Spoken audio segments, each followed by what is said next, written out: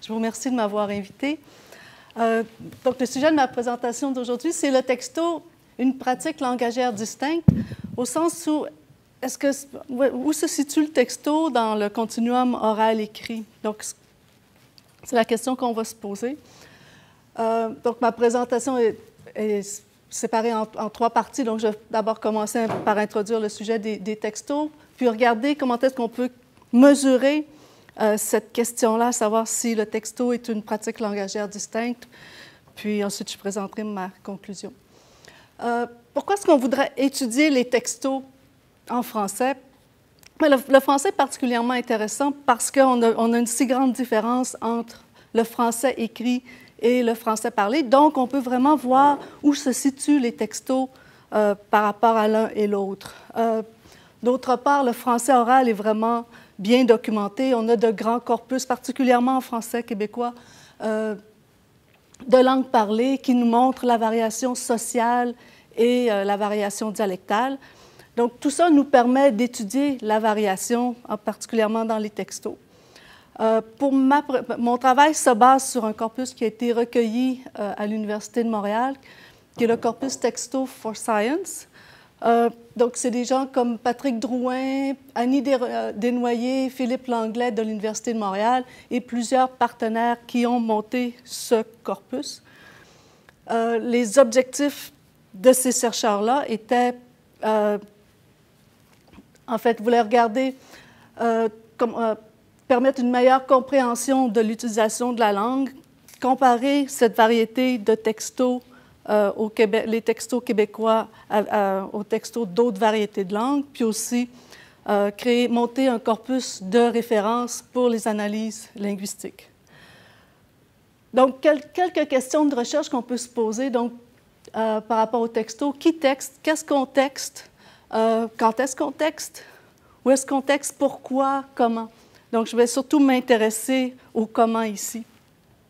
Mais pour regarder un peu, pour vous donner une idée de ce que les gens textent, on peut regarder ici quelques exemples de textos comme « OK, nous, on vient de partir, là. Texte appelle nos seuls s'il y a de quoi. Est-ce que prof de philo qui nous envoie des MIO quand j'en entends un? Grrr. Nous aussi, on t'aime fort, fort. Je m'en vais worker, je suis vraiment dead. Salut, tes Canadiens de Montréal font dur, ma grand-mère joue mieux qu'eux. Si j'étais toi, je passerais à la banque car je suis sûre de gagner ma prédiction 10-4. C'est quand tu finis ta session pour qu'on aille clubber. Il demande si tu vas être là, je dis oui. À la fin, il dit que si tu n'es pas là, tu seras mandat, une vraie couronne. Donc, on a vraiment toutes sortes de contenus entre gens proches, mais aussi celui d'en haut, c'est plutôt lié au droit, donc lié au travail. Sur le comment, ce qu'on remarque beaucoup dans les textos, c'est l'utilisation de formes qui sont vues comme déviantes par rapport à la norme qui serait le français écrit. Puis ce qu'on remarque, c'est que les texteurs font preuve d'une très, très grande souplesse dans l'écriture. Les études antérieures qui ont porté sur le corpus ont surtout porté sur l'orthographe, la graphie, l'utilisation d'abréviations, par exemple, tellement, TLM pour tellement, graphie phonogrammique comme G ou T, phonétique comme quand, écrit K-A-N pour Q-A-N-D. On a beaucoup aussi d'anglicismes, donc il y a des études qui ont été faites sur les anglicismes, comme vous avez des exemples ici. Comme je vais puke tellement je suis fatiguée. On a puke, on a nice, check, un mot que je ne dirais pas. On a de l'alternance de code ici. Donc, par exemple, I'm home, I'll meet you there. Donc, toutes sortes de phénomènes. Ce qui est remarquable, c'est qu'il y a eu peu de recherches systématiques en morphosyntaxe. Donc, simplement pour faire un rappel des caractéristiques, donc, pour l'orthographe, on a beaucoup d'abréviations, de l'orthographe phonétique. En phonologie, beaucoup d'élisions, des prononciations associées au vernaculaire. Au niveau du lexique, des québécismes, des néologismes, des anglicismes. en morphologie, donc beaucoup de formes associées à l'oral, puis on va en voir beaucoup plus aujourd'hui. En syntaxe, l'omission du « ne » qu'on a dans les formes négatives, des doubles complémentaires comme quand, que, qui, que. Au niveau du discours, beaucoup des points d'exclamation, des points de suspension, des marqueurs aussi en émergence. Prenons un texto comme ici. On peut voir « Ah, OK, merci. » Mais je checkais mon agenda, puis j'étais comme « Coudon, c'est quand qu'il va nous donner les autres livres? » Lol. Puis un bonhomme sourire. Donc, je vous ai mis ici la version normalisée. Qu'est-ce qu'on peut remarquer ici? Ben, MS, une abréviation pour mai. L'orthographe phonétique comme c'est quand, qui. Un anglicisme ici comme checkait. Un archaïsme comme pi pour puis. J'étais comme coudon, qui est une forme de rapport pour rapporter le discours direct maintenant qui est en émergence, qu'on retrouve beaucoup chez les jeunes. Donc, j'étais comme. Le coudon, qui est un québécisme ici, qui vient probablement des coups de donc. Le qui ici, le i, au lieu de il, qui est ici encore un archaïsme. D'autres exemples, je parlais par exemple des points d'exclamation ici, exclamation, interrogation pour marquer l'étonnement. Des ponctuants du discours, comme je suis toute mélangée là, le là ici qui vient ponctuer le discours. Non, mais je ne le voyais vraiment pas, je ne voulais tellement pas que ça se passe comme ça entre nous deux. On voit l'absence du « ne » ici, à deux endroits. Donc, on peut vraiment se poser la question, on a vu qu'il y a beaucoup d'écarts par rapport à l'écrit, on peut se poser la question, est-ce que c'est vraiment une pratique langagère distincte? Puis on va essayer de répondre à cette question-là de trois façons. D'une part, on va... Crystal 2011, en décrivant les textos, les messages textes, ce qu'il a dit, c'est que ces messages-là étaient vraiment sur le continuum oral-écrit, donc on va regarder si c'est vrai. Ensuite, on va regarder comment est-ce que les textos se comparent à la langue parlée en comparant des corpus textos aux corpus oraux. Puis ensuite, on va faire de la comparaison de deux corpus de textos, les textos belges et des textos québécois. Donc, pour la question de l'hybridité, d'abord, commençons par voir comment est-ce qu'on peut caractériser les différences entre la langue écrite et la langue parlée. La langue écrite, elle est codifiée, la langue parlée, c'est non codifié. La langue écrite, c'est souvent unidirectionnelle. Dans le cas de la langue parlée, c'est bidirectionnel, c'est souvent des conversations. Peu de variations dans la langue écrite. L'oral est très variable. Donc, parlons de codification. On sait que le français écrit est très codifié. Cette codification-là remonte au 17e siècle. Il y a même des gens qui parlent de diglossie en français entre le français standard, qui est associé à l'écrit, qui est très codifié, qui est transmis par l'école, qui est acquis tardivement, justement, à l'école, à des degrés variables selon les compétences des locuteurs. Puis, ça s'oppose au français familier qui, lui, est associé à l'oral, qui est innovant, qui est parfois stigmatisé socialement, mais qui est acquis complètement en bas âge. Donc, au moment où on arrive à l'école, on maîtrise le français familier. Pour ce qui est de la variation, si on regarde la langue écrite, donc la langue écrite est très homogène, en peu de variations. Il y a peu de variations sociales. Les hommes, les femmes écrivent à peu près de la même façon, les jeunes, les vieux, peu importe aussi l'origine sociale, à scolarité égale, il n'y a pas tellement de différence. Il y a peu de différence dialectale aussi. Le français écrit est à peu près très uniforme dans la francophonie. si on compare à la langue parlée, qu'elle est très hétérogène, beaucoup de variations sociales en fonction de l'âge, du sexe, de la classe sociale, beaucoup de variations dialectales aussi, hein, dans la prononciation, dans le lexique, dans la grammaire. Donc, on peut se poser la question, mais où se situent les messages textes par rapport à ces caractéristiques-là? Par rapport à la question de la norme, hein, si on prend notre même message ici, on peut remarquer que dans les messages textes, on ne respecte pas la norme. Hein, je checkais, normalement, ça devrait être avec un S. J'étais comme j'étais devrait être avec un S aussi. Qui va nous donner, ça devrait être ER. Les autres livres, hein, pas de S à autre, pas de S à livre. Un autre message ici, as-tu checké? Là, ici, on va avoir ER au lieu du E. Il y a aussi, donc non seulement on ne respecte pas la norme, mais même parfois, il y a l'air de ne pas y avoir de norme. C'est une étude que j'ai faite avec Hélène Blondeau et Patrick Douin. On a regardé toutes les formes d'écrire chez nous dans les textos. Puis en fait, on en a trouvé, il y a beaucoup de chez nous écrits en orthographe standard, qui était quand même la majorité. Mais sur 48, il y en avait 25 chez nous, puis on avait quand même 23 autres formes qui étaient non standards.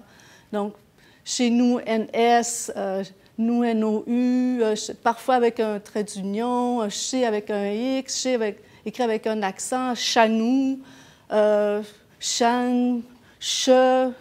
Donc, vraiment, une grande variété. Il n'y a pas l'air d'avoir vraiment de normes ici. Par rapport à la directionnalité aussi, les textos sont des conversations informelles. Hein, donc, c'est vraiment des échanges entre proches, que ce soit de la famille, des amis. Des exemples ici, par exemple, « Bon matin, le café est prêt, à tantôt. Good morning, il fait très beau ce matin, on devrait avoir encore une autre belle journée. Moi, je me couche, bonne nuit. L'heure du dodo a sonné pour moi, bonne nuit.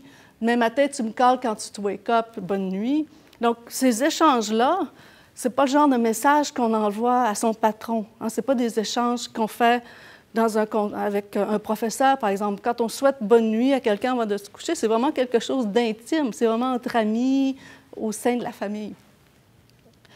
Un autre exemple ici de conversation informelle, ça, ce n'est pas un message texte, c'est sur Messenger, mais en fait, c'est une amie à moi qui m'écrivait, on prend un cours d'apnée ensemble.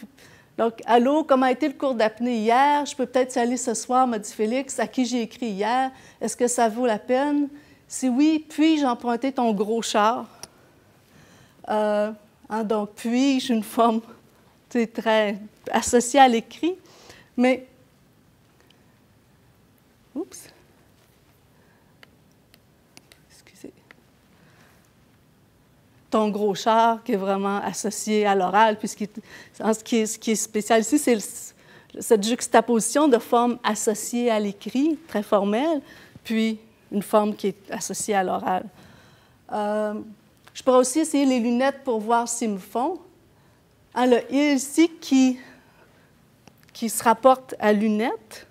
Normalement, à l'écrit, ça serait « si elles me font », mais à l'oral, on va passe-moi tes lunettes. Je pourrais essayer les lunettes pour voir s'ils me font. Hein, à l'oral, on va avoir une neutralisation du pronom. Donc, vraiment, des marques, des conversations informelles. Ici, j'ai manqué le cours mardi, j'ai fait de l'apnée dans ma piscine, faisait trop chaud. Ici, on marque l'absence de l'impersonnel. D'ailleurs, il faudrait que je récupère ceux qui sont chez toi, encore l'absence de l'impersonnel. Beaucoup de variations aussi dans les textos. J'en ai mis plusieurs ici. Je ne sais pas si vous êtes capable d'identifier les textos qui seraient écrits par des jeunes ou par des vieux.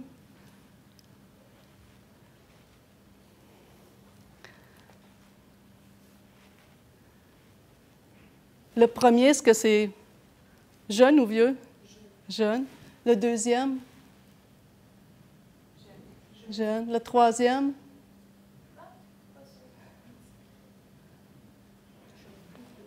Plus vieux. Le quatrième? Jeune. Le cinquième? Jeune. L'avant-dernier? Vieux. Puis le dernier? Ah, c'était vraiment ça. Qu'est-ce qui nous indique que c'est jeune? On regarde ici, en fait, j'avais choisi des exemples avec des anglicismes. C'est des anglicismes de jeunes. J'étais down, être chill, une autre faire. C'est pas quelque chose que quelqu'un de mon âge va dire normalement, même si je peux utiliser des anglicismes, ce ne sera pas ces anglicismes-là que je vais utiliser. Donc, on voit beaucoup de variations sociales dans les textos. De la variation dialectale aussi. Donc, ça ici, c'est un texto belge.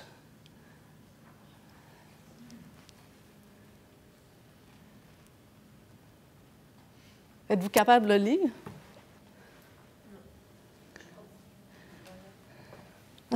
C'est vraiment très, très, très différent. Donc, voilà, c'est fait maintenant. Va me connecter sur MSN pour qu'il se déconnecte et il ne saura plus se reconnecter. Vengeance, je t'expliquerai demain. Donc, on remarque le V pour V. Ça ne pourrait pas marcher en français québécois. C'est ou bien on va dire « je vais », parce qu'à ce moment-là, on ne peut pas l'écrire V, ou bien on va dire « je vais », mais encore là, ça ne s'écrirait pas V. Demain aussi, nous, on ne pourrait pas... Cette chose-là, ça se prononcerait deux mains. Ça ne correspond pas à demain, donc c'est particulier. Ici, je t'expliquerai. Nous, on ne pourrait pas dire aussi écrire « je t'expliquerai »,« expliquerai », parce qu'on fait toujours en français québécois. Donc, on fait toujours l'opposition des nasales, un. Puis, on a toujours l'opposition et est en français. Donc, c'est vraiment caractéristique ici du français de Belgique par rapport au nôtre. Il y a aussi le « il saura se reconnecter » qui est un belgicisme aussi, qui veut dire pouvoir. Donc, quand on regarde tout ça, on peut se poser la question, est-ce qu'ils sont vraiment hybrides, les textos? Si on regarde par rapport à la codification, l'écrit codifié, l'oral non, les textos, ce n'est pas codifié. L'écrit est surtout unidirectionnel, l'oral bidirectionnel. Les textos, c'est vraiment des conversations. Beaucoup de variations sociales, comme à l'oral. Variations dialectales aussi, comme à l'oral. Donc, est-ce qu'ils sont hybrides, les textos? Pas vraiment. Les textos, ça ressemble beaucoup plus à une transposition de l'oral. Maintenant, c'est une chose de dire que les textos, ça ressemble à de l'oral, mais dans quelle mesure est-ce que ça représente l'oral? Comment est-ce qu'on peut mesurer l'oralité des textos? Bien, pour mesurer l'oralité des textos, ça nous prend une approche quantitative. Donc, qu'est-ce qu'on va faire pour passer du qualitatif, ce qu'on vient de faire en parlant de codification, puis de normes et de directionnalité, pour passer au quantitatif, ce qu'on va faire, c'est qu'on va adopter une approche comparative. On va comparer des corpus oraux et des corpus textos, et on va comparer des corpus textos entre eux. Puis, ce qu'on va faire, c'est qu'on va utiliser une approche variationniste. Donc, on va regarder l'usage variable dans les corpus oraux, puis on va comparer ça à l'usage variable attesté dans les textos. Donc, pour mesurer ça, on va considérer quatre variables qui ont été choisies pour justement pouvoir mesurer l'oralité des textos. Ça nous prenait des variables où on avait vraiment des usages différents à l'oral et à l'écrit. Ça prenait aussi des formes assez neutres, peu stigmatisées. Il fallait aussi qu'il y ait des études quantitatives existantes pour pouvoir comparer avec les corpus oraux. On a choisi ici des variables morphosyntaxiques. Puis on a regardé aussi différents types de variables, plus stables ou en changement. Donc, les 4 variables qu'on a choisies, la première, c'est le « nous » par rapport à « on », comme première personne, comme sujet première personne du pluriel. Donc, l'alternance entre « ben moi puis mon mari, on a gagné la course ». Donc, le « on » comme pronom sujet, première personne du pluriel. Alors, c'est évident que nous n'avons pas l'accent, donc le « nous » comme pronom sujet.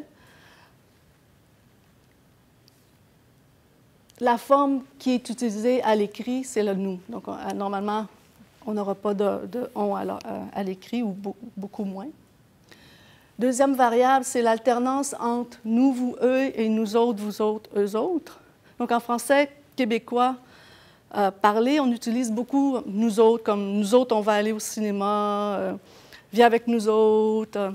Donc, ça ne sert pas à marquer le contraste comme ça peut le faire en français standard. Nous, c'est plutôt une forme par défaut. Donc, nous autres, il faut qu'on compose avec ça, détourné comme on en fait tous les jours, nous. Donc, c'est des contextes où on pourrait avoir soit nous autres, soit nous. Mais à l'écrit, ça serait toujours la forme simple. On n'écrira jamais détourné comme on en fait tous les jours, nous autres. Alors qu'à l'oral, on peut très bien le dire. Ensuite, on va regarder les pronoms impersonnels. Donc, on a vu tantôt qu'on pouvait avoir l'omission du pronom impersonnel à l'oral. Dans les textos, donc c'est une caractéristique de l'oral.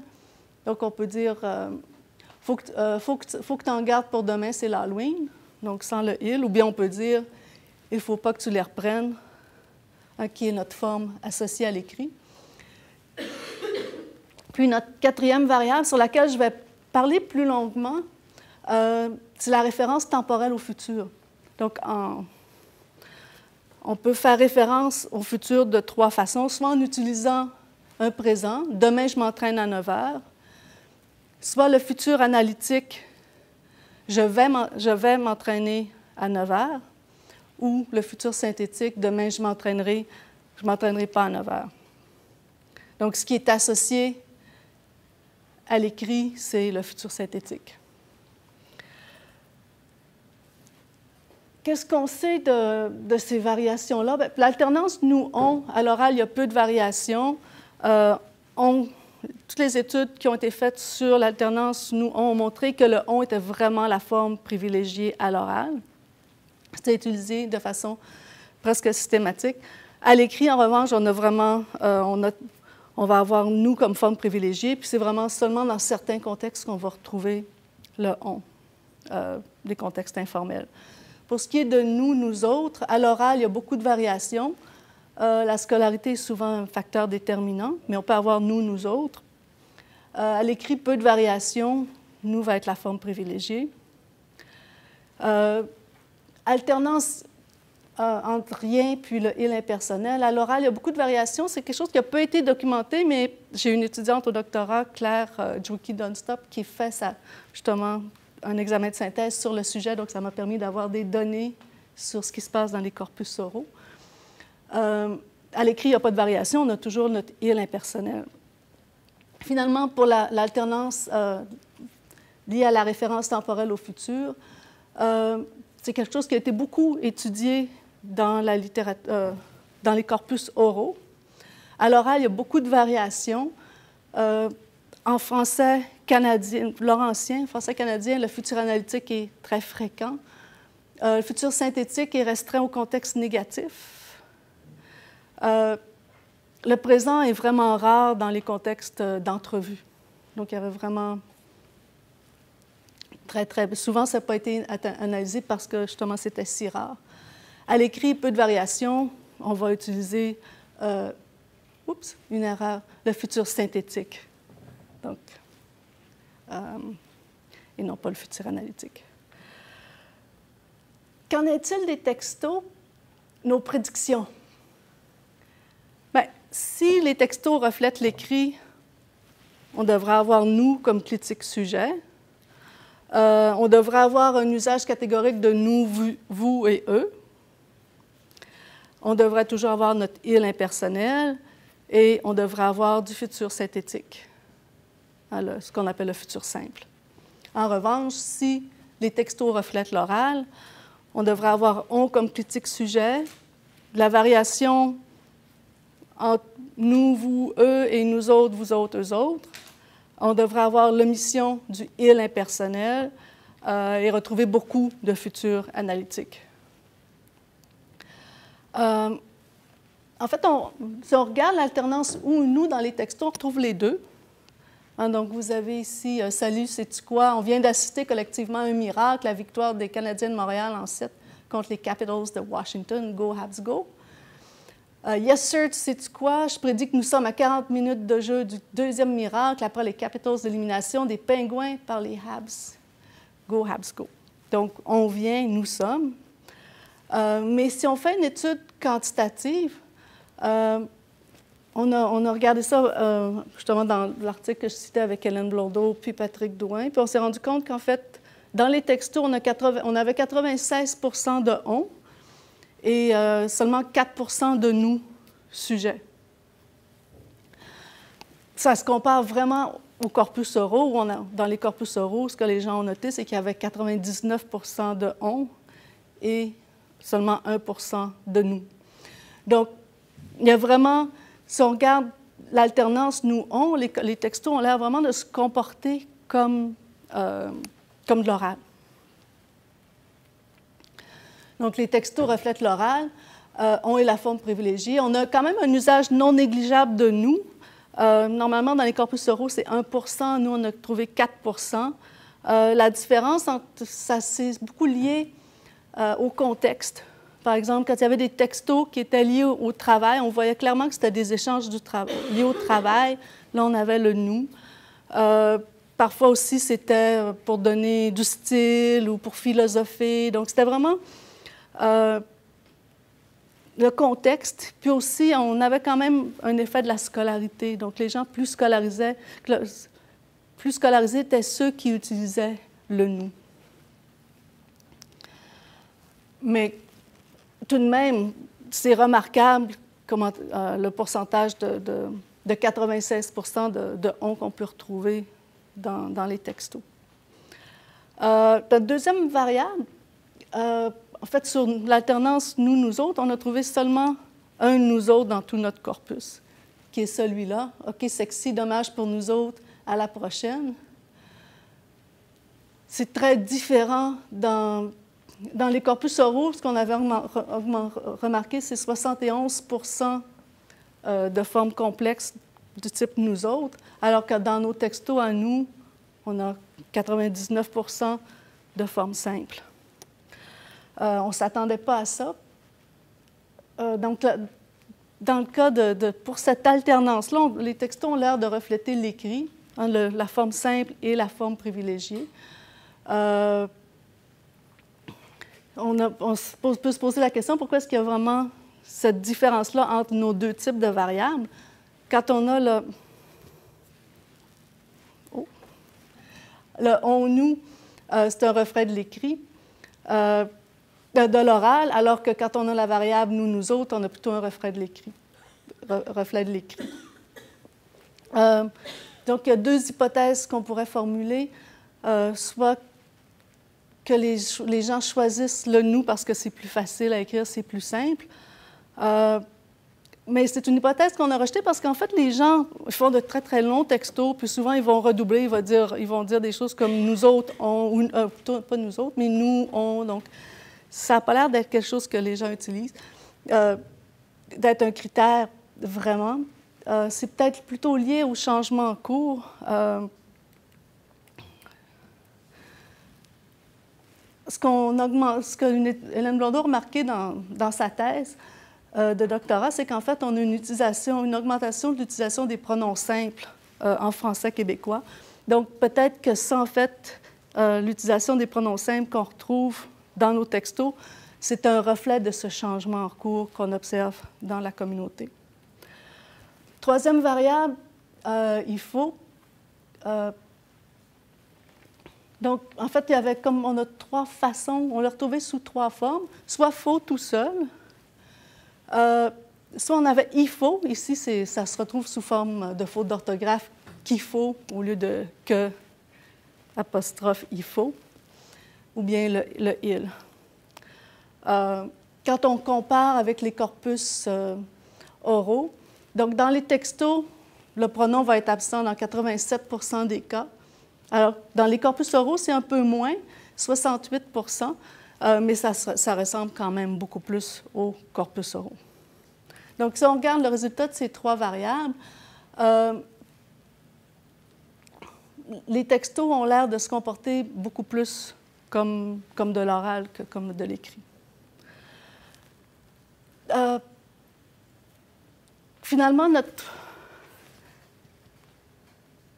quatrième variable, on va l'étudier en comparant les textos québécois et belges. Donc, il y a trois. Notre variable, c'est donc la référence temporelle au futur, soit le futur synthétique, le futur analytique ou le présent. Pourquoi est-ce qu'on veut étudier ces variantes-là dans les textos? D'abord parce que c'est quelque chose qui est très, très fréquent. On utilise des messages textes pour faire de la planification. Donc, il y a beaucoup de futurs, donc ça nous donne assez de données pour pouvoir faire des analyses quantitatives fines. C'est intéressant aussi parce que dans les textos, on a beaucoup de présents. J'ai mentionné tantôt qu'il y avait peu de présents pour indiquer le futur dans les entrevues semi-dirigées, mais nous, dans nos textos, on en a trouvé vraiment beaucoup. Puis une troisième raison, c'est qu'on l'a vu tantôt, il y a beaucoup de variations dialectales. Je vais sauter ça pour pouvoir arriver dans mon temps. Donc, si les textos sont des conversations informelles, on prédit qu'on devrait avoir, au niveau de la distribution, donc beaucoup plus de présents futuristiques, donc utilisation de présent, qu'on devrait avoir beaucoup plus de futurs analytiques au Québec. Pour les facteurs sociaux, donc on s'attend à avoir un effet de la communauté, donc de voir une différence entre les textos belges et les textos québécois, puis de voir le futur analytique beaucoup plus fréquent au Québec.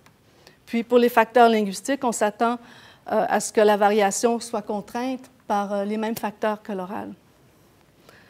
Donc, question de recherche qu'on peut se poser, quelle est la relation entre les trois variantes, puis comment va s'exprimer la variation dialectale? Pour répondre à la première question, on peut voir la variation entre le présent, futur synthétique, futur analytique comme étant la variation entre trois variantes morphologiques, qui n'est pas l'approche qu'on va avoir ici. Ce qu'on va plutôt faire, c'est en fait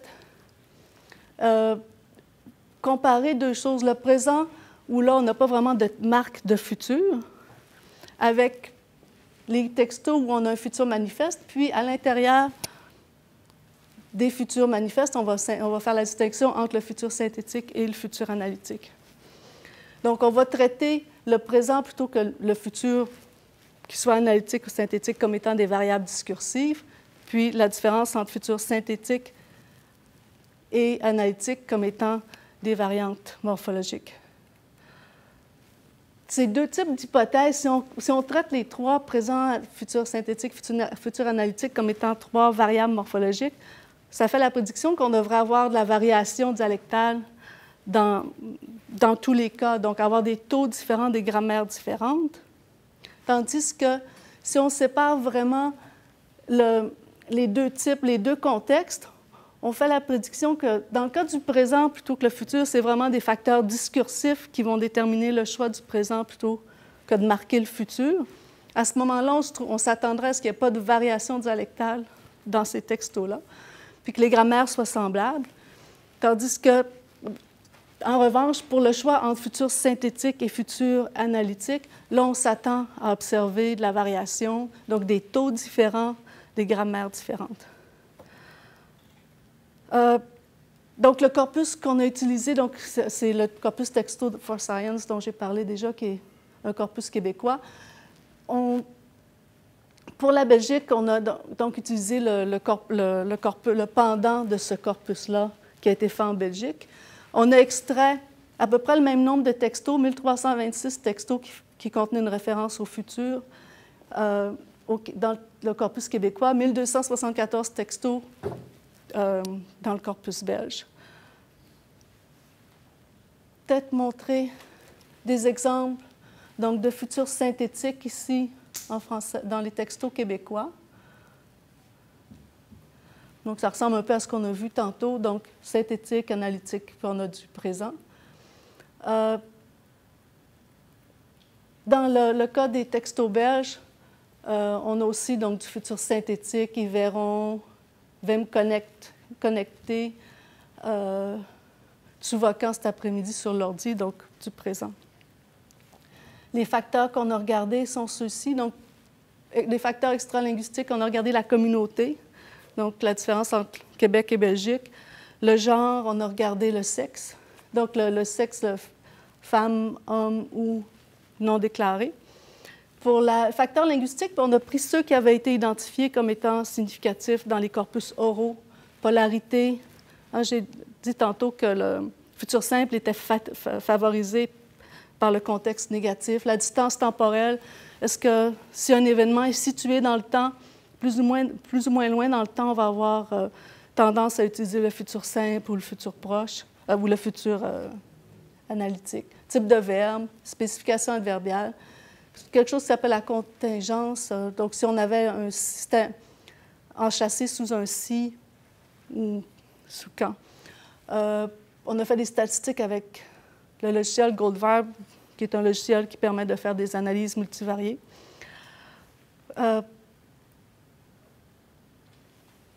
Donc, on va commencer. Si on regarde notre premier contexte, les deux variantes discursives, donc le présent plutôt que le futur morphologique.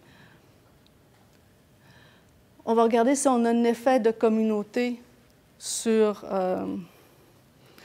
l'utilisation, sur le choix du présent plutôt qu'une marque de futur, que ce soit le futur simple ou le futur analytique. Puis ce qu'on remarque ici, c'est qu'en fait, il n'y a pas vraiment de différence. Puis la différence entre 48 ou 46 %, c'est jugé non significatif par le logiciel. Si on regarde le genre aussi, ça a été non significatif. Donc, il n'y a pas de différence entre les hommes et les femmes. Donc, on voit ici, c'est une autre façon de représenter les mêmes données. Il n'y a pas de différence dans l'utilisation du présent au Québec et en Belgique. Donc, on regarde les prédictions qu'on faisait. On faisait la prédiction qu'il n'y aurait pas de variation dialectale puis qu'on aurait des taux semblables. Donc, on peut se poser la question, est-ce qu'on va avoir des grammaires semblables? Puis les facteurs linguistiques qu'on a regardés, c'est justement présence d'un indicateur temporel, donc un adverbe, la distance, contingence, polarité, le type de verbe.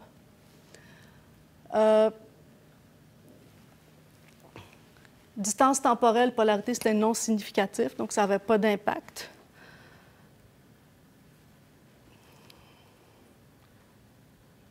Je vais quand même prendre le temps d'expliquer ça, puis ensuite je pourrais aller plus rapidement sur les autres tableaux. On a regardé, par exemple, est-ce que la présence d'un adverbe joue un rôle dans le choix du présent plutôt que du futur. Puis en fait, ce qu'on voit ici, c'est que sur les 1326 occurrences qu'on avait, donc forme utilisée pour faire référence au futur, ici vous avez le pourcentage dans cette colonne, ici vous avez le nombre. Bien, dans 65 % des cas et 63 % des cas, il y avait donc une présence d'un adverbe. Puis quand il n'y avait pas d'adverbe, donc il y avait 28 % de présent. Donc, ce que ça montre, c'est qu'en fait, le présent va servir à faire référence au futur seulement quand il y a un adverbe qui est présent. Ce qui a un certain sens, parce que si je dis « je vais au magasin », on l'interprète comme un présent, mais si je dis « je vais au magasin demain », bien, mon demain, c'est ce qui permet de situer ma phrase, mon énoncé dans le futur. Donc, ce que ça montre ici, c'est que la présence d'un adverbe va favoriser l'utilisation du présent, alors que l'absence d'adverbe donc, va défavoriser le présent. Je vais sauter les poids de facteurs. Ce qui est intéressant, c'est que, en fait, ça c'était le corpus québécois. Si on regarde en Belgique, on avait 28 % ici au Québec, on a 24 % en Belgique, donc c'est exactement le même phénomène qu'on retrouve entre les deux communautés.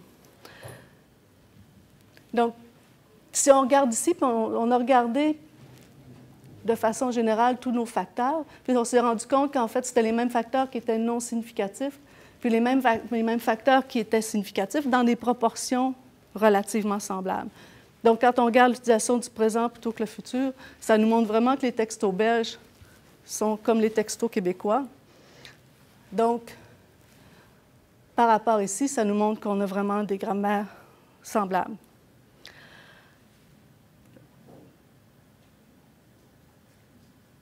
On va regarder maintenant notre deuxième contexte, où là, ce qu'on veut regarder, c'est ici le choix entre le futur analytique et le futur synthétique. Puis là, on avait fait la prédiction qu'on aurait des taux différents, des grammaires différentes. Je vais vous montrer ici. Donc, vous vous souvenez, tantôt, on avait vraiment des taux d'utilisation du présent qui étaient semblables dans les deux communautés. Ce qu'on remarque ici, c'est qu'on a vraiment une différence. Le gris représente le synthétique, le jaune, le futur analytique. Mais ce qu'on remarque, c'est qu'on a beaucoup plus de futur analytique dans le corpus québécois et beaucoup plus de futur synthétique dans le corpus belge. Donc, on avait la prédiction qu'on aurait des taux différents, puis c'est ce qu'on a aussi. On faisait aussi la prédiction qu'on aurait des grammaires différentes, puis là, je vais essayer de... Je vais sauter tout de suite à ma conclusion. Quand on regarde le résultat pour le choix du futur synthétique plutôt que le futur analytique, on se rend compte que la polarité, c'est très significatif au Québec, c'est non significatif en Belgique. La présence d'un adverbe, c'est non significatif au Québec, c'est significatif en Belgique. Le type de verbe, les deux sont significatifs, mais ici, ça l'est beaucoup moins qu'en Belgique. Puis ensuite, bon, pour la distance temporelle, la contingence, ça, c'était semblable. Mais il y a assez de différence entre les deux grammaires pour nous amener à dire qu'en fait, il y a vraiment une différence entre la Belgique et le Québec par rapport au choix du futur synthétique plutôt que le futur analytique. Donc, pour le choix du futur synthétique plutôt que le futur analytique, on faisait la prédiction qu'on aurait des taux différents et des grammaires différentes. Et c'est ce qu'on a. Donc, pas de variation dialectale dans le choix du présent plutôt que le futur, mais variation dialectale dans le choix du futur synthétique plutôt que le futur analytique. Donc, si on retourne à nos prédictions du départ, si les textos sont des conversations informelles, on prédit qu'on aurait plus de présent futuristique dans les textos, c'est oui. Qu'on aurait plus de futur analytique en français québécois, ça aussi, c'est vrai, ça s'est avéré. Pour ce qui est des facteurs sociaux, on avait fait la prédiction d'un effet de communauté, puis on l'a vu, le futur analytique beaucoup plus présent, beaucoup plus fréquent au Québec. Puis on s'attendait à ce que les facteurs linguistiques, pour ce qui est des facteurs linguistiques, la variation soit contrainte par les mêmes facteurs que l'oral. Puis on a vu que c'était le même genre de facteurs qui étaient en jeu, que ce soit dans les textos belges ou dans les textos québécois. Donc, pour conclure, on se posait la question, est-ce que les textos sont une pratique langagière distincte? Donc, on a essayé de répondre à cette question-là de trois façons, en se posant la question, où est-ce qu'on se situe par rapport au continuum oral-écrit? Où se situent les textos par rapport aux corpus oraux? Puis qu'est-ce que la comparaison de corpus textaux entre eux peut nous indiquer? La question de l'hybridité, donc, est-ce que les textos sont vraiment des formes hybrides? Donc, notre réponse, c'est non. Les textos, ça ressemble vraiment à de l'oral.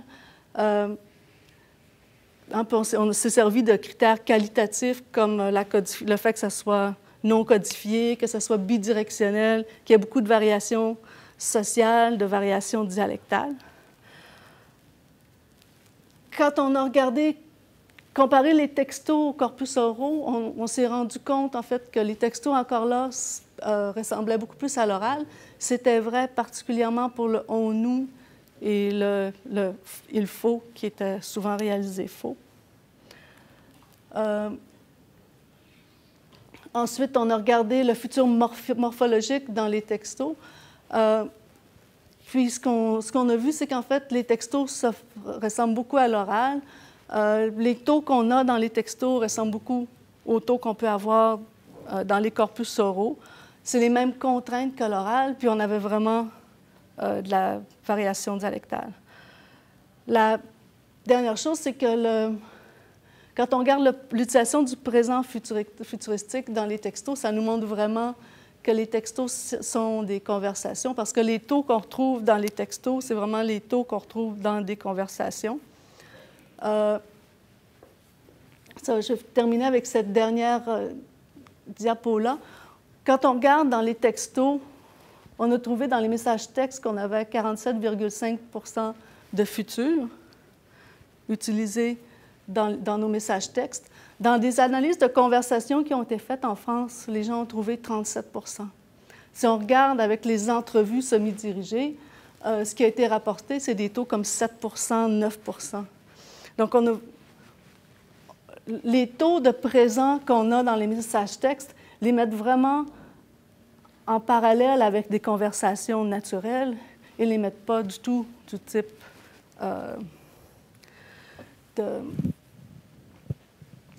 comme les corpus, les entrevues semi-dirigées. Donc, est-ce que les textos sont une pratique langagière distincte? Non. Les textos sont vraiment une transposition de l'oral. Puis on peut le voir en comparant avec l'écrit, avec les corpus oraux, puis avec d'autres corpus textos, conserve de critères qualitatifs ou conserve de critères quantitatifs. On en arrive toujours à cette même conclusion. Merci.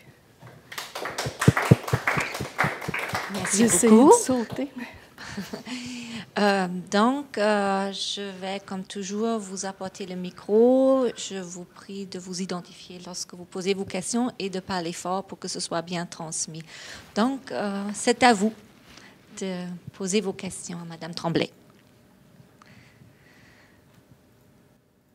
Je sais que vous textez tous, hein, surtout dans mes cours, alors, pas surtout dans mes cours, mais je vous vois parfois, alors...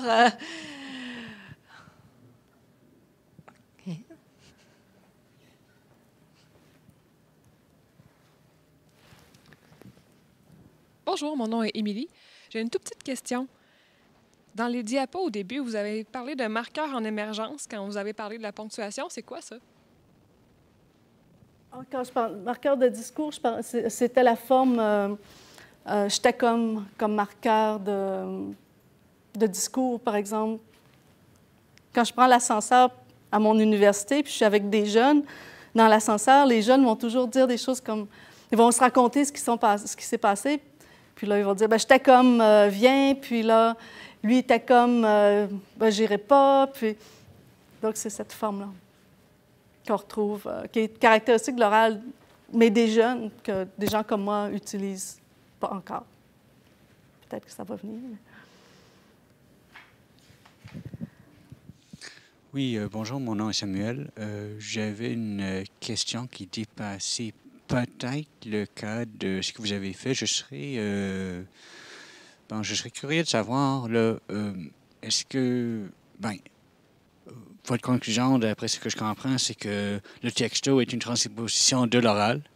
Est-ce que, je me demande si dans les pratiques, dans le parler oral, des gens qui textent beaucoup, ou qui sont dans le corpus, ou selon les variables que vous avez identifiées, l'âge en particulier, je pense, est-ce que dans leur pratique orale, il y a une influence des textos ou est-ce que l'effet inverse, d'une certaine façon, est observable ou je comprends que ce n'est pas quelque chose que vous avez étudié, peut-être que je me trompe.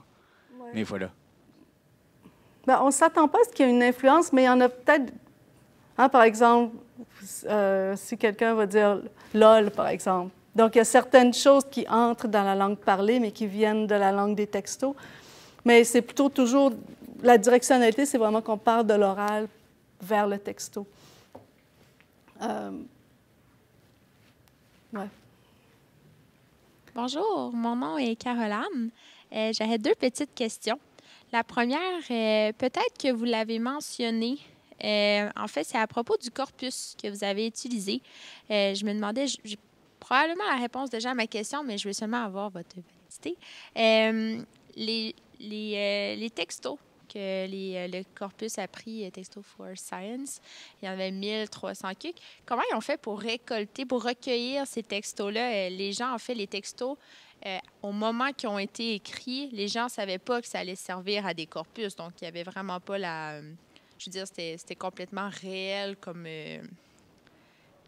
écriture, pas influencé par le contexte que ça allait servir plus tard à une étude. En fait, ce qu'ils ont fait, c'est qu'ils ont fait une grande campagne « Faites don de vos textos à la science ». Donc, ce que les gens faisaient, c'est qu'ils pouvaient envoyer leurs textos au projet. Donc, ils donnaient de l'information de type socio-démographique là, sur leur sexe, l'âge. Mais ensuite, ils pouvaient envoyer leurs textos. C'était vraiment sur une base volontaire. Donc, c'est bon. Puis ma deuxième question, en fait, c'est que je me questionne sur l'évolution de cette langue du texto. Tu sais, je me demande, dans les tout débuts, quand Internet a sorti, quand les cellulaires, en fait, ont sorti, puis que les textos ont sorti et tout, j'imagine que c'est pas du tout la même chose que ce qu'on trouve aujourd'hui. Je sais que la langue orale évolue, elle aussi, mais je me demande... Pensez-vous qu'elle évolue au même point que la vraie langue orale parlée? Mettons, si on pense à il y a 10 ans, puis dans 20 ans. C'est vraiment comme hypothétique, là, comme ma question. La langue orale évolue, mais pas si rapidement que ça. Tout de même, ces textos-là datent de 2009-2010, avant les correcteurs d'orthographe. Donc, c'est certain que maintenant, il y aurait plus de corrections. Donc, on aurait moins de variations orthographiques. En revanche, je pense que pour ce qui est des variables morphosyntaxiques, ça resterait, par exemple, justement, le futur plutôt que le futur synthétique. Le présent, futur analytique, futur synthétique, ça, on pourrait toujours l'étudier. Sinon, je pense qu'il doit y avoir vraiment une influence des correcteurs sur le texto. En fait, dans l'exemple de Messenger que j'avais, ça, c'est un exemple récent. C'était quelqu'un... Le correcteur, dans ce message-là, il avait mis taper...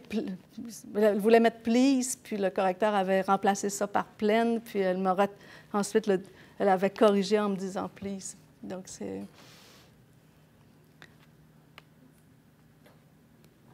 Bonjour, je vais vous poser une question au nom d'un auditeur libre, donc Fawaz Saya, qui nous écrit en tant qu'un Béninois qui réside à Port-au-Prince. Donc, il nous dit vraiment bonjour, merci pour votre présentation. Pensez-vous que la pratique des textos influence négativement la maîtrise du français, ou du point de vue de la grammaire, de la syntaxe et aussi de l'orthographe?